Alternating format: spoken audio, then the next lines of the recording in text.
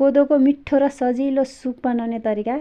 कोदोको पिठो, हरियो केराउ, बन्दाकोपी, यो गाजर, अनि यो हरियो प्याजको पात, लसुनको पात, हरियो धनियाँ, अदुवा, लसुन, हरियो खुर्सानी सबै तयार पार्ने। त्यसपछि सबै किसिमको मसला लिने, त्यसलाई पनि पिसेर धुलो बनाउने।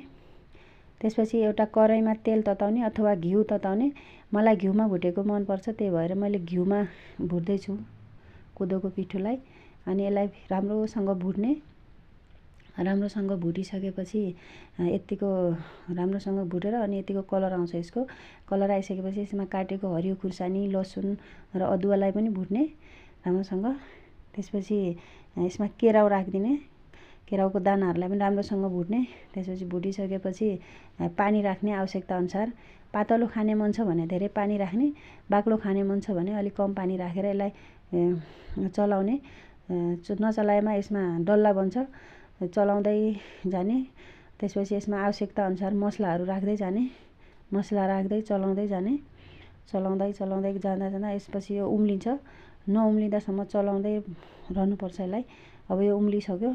उम्लिसकेपछि यसमा बन्दाकोपी राख्ने।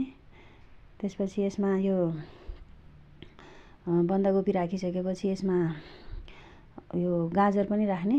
गाजर राखेर पनि चलाउने। त्यसपछि काटेको प्याजको पातहरू राख्ने।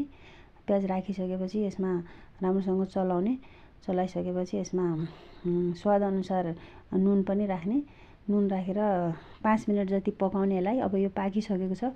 पाकिसकेपछि यसमा हरियो धनियाँ र हरियो लसुनको पात राखेर राम्रोसँग चलाउने। रुघाखोकी लागेको छ भने यदि यो खाएमा यदि ठिक हुन्छ। एकदम औषधीय गुण भएको एकदम हेल्दी कोदोको सुप तयार भयो।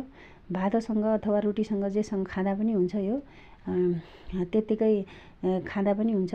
एकदम मिठो कोदोको सुप तयार भयो।